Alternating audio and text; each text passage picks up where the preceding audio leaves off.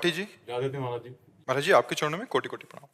महाराज जी, मैं भारतीय सेना में कार्यरत हूँ और श्री जी का प्रतिदिन नाम जप भी करता हूँ। महाराज जी, मेरा प्रश्न सिर्फ मेरा ही नहीं बल्कि देश के सभी जवानों का है। जब एक फौजी अपनी छुट्टी खत्म करके वापस ड्यूटी पे जाता है तब उसे घर की बहुत याद आती है। एक नन्ही सी बिटिया की आंखों के आंसू, पत्नी की तरसती हुई आंखें, माँ की खाली झोली। इसीलिए हम जैसे संत का सम्मान करते हैं ऐसे भारतीय सैनिक का सम्मान करते हैं कि कई कई महीनों तक वो अपने परिवार के वियोग में रहकर हमारे राष्ट्र की सेवा के लिए शरीर सुख की परवाह न करके, चाहे घोर बर्फबारी में लगा दिया जाए उसको, चाहे गोलीबारी में लगा दिया जाए, चाहे जहां लगा, मान लो बर्फ वर्षा जहां हो रही है, जहां निरंतर बर्फ गिर रही, जहां हम खड़े नहीं हो सकते, वहां उसकी ड्यूटी लगी। और अपने प्रियजनों का वियोग सबसे ज्यादा कठिन होता है, क्योंकि वो हम लोगों ने देखा है। अब जिस दिन से घर से निकले थे जीवन में घर नहीं गए, हमने तो मिटा दिया, अब ये तो उसका राग रखे हुए हैं, कितना इनको हर बार जलना पड़ता है। मान लो हमने तो एक निपटा दिया कि हम भगवान के मार्ग के पथिक, हमें मिलना ही नहीं, अब क्या हो रहा है हमें मतलब नहीं, लेकिन इनको तो मतलब है ना। और राष्ट्र के लिए ये अपने जीवन को पता नहीं दोबारा में आके बच्ची को गली लगा पाएंगे कि नहीं, कोई भरोसा है। अब कहां ड्यूटी लगा दी जाए और कहां से गोली आ जाए।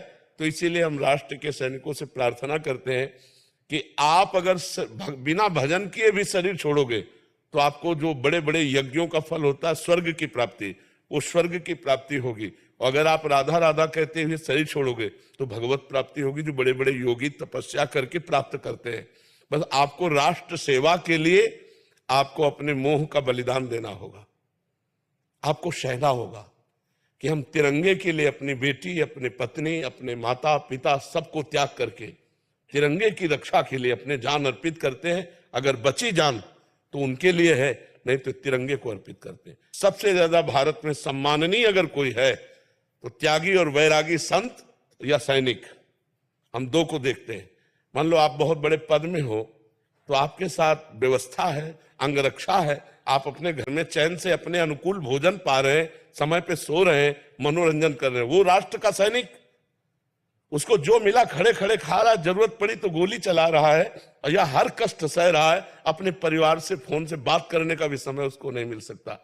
अगर युद्ध क्षेत्र में लगा तो बात करने का भी समय, और हो सकता है आखिरी उसका जीवन हो, इसलिए हम नमस्कार करते हैं, हम उसको सल्यूट करते हैं। जो भारत का आर्मी का जन है, चाहे वो वायु, चाहे वो जल, चाहे वो पृथ्वी का लड़ाकू हो, उसको हम सम्मान देते हैं। और यही बलिदान आपको तिरंगे पे लपेटने का सौभाग्य देता है। हर भारतवासी सल्यूट करता है, हर भारतवासी प्रणाम करता है हमारे सैनिक को। यही बलिदान जो आप छोटे छोटे बच्चों के आंसुओं को ना देखकर अपनी ड्यूटी पर लगे हुए हैं, इसलिए आप उसको भगवान का चिंतन करते हुए प्रधानता राष्ट्र सेवा की रखो और गौड़ परिवार को रखो।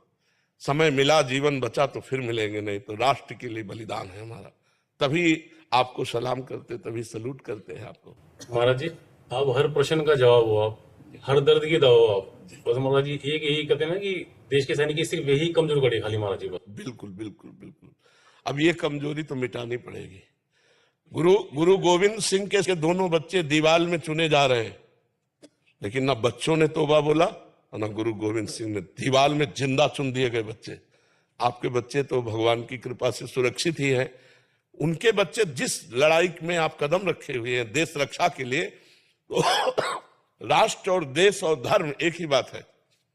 धर्म रक्षा के लिए गुरु गोविंद सिंह के बच्चे दीवार में चुने जा रहे हैं, लेकिन ना बच्चों में आह और ना गुरु गोविंद सिंह में आह।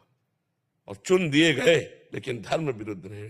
तेग बहादुर सिंह ने अपनी गर्दन कटवा ली, गुरु अर्जुन देव जी ने पूरे शरीर को जला दिया उन दुष्टों ने, लेकिन कहा तेरा किया मीठा लगे। तो ये बहादुरों का मार्ग है। आप बहादुर हो, आप नॉर्मल इंसान नहीं हो, आप राष्ट्र सैनिक हो, तो नॉर्मल की तरह बर्ताव भी नहीं होगा आपका सिंहवत बर्ताव होगा। जब परिवार की तरफ जा रहे हैं तो इस समय पूरा प्यार परिवार को, और जब परिवार से मिले तो जय हिंद। अब हम जानते भी नहीं, राष्ट्र के लिए हमारा जीवन समर्पित। ऐसे वीर बहादुर बनो तो लोक परलोक सब तुम्हारे हाथ में रहेगा। कोई साधारण बात नहीं है, आप राष्ट्र सैनिक हैं। कोई भी ऐसा नहीं है जो सैनिकों के द्वारा सुरक्षित ना हो। अगर आप वहां ना हो तो हम यहां भजन नहीं कर सकते, आप वहां कष्ट सह करके तो हम यहां चैन से रजाई में सो सकते हैं।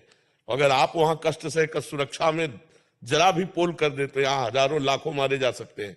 इसलिए आप, हम सबका आशीर्वाद आपके साथ है, हम सबके पुण्य आपके साथ है, और आपका परिवार भी सुरक्षित रहेगा और आप भी सुरक्षित रहेंगे, चिंता मत कीजिए।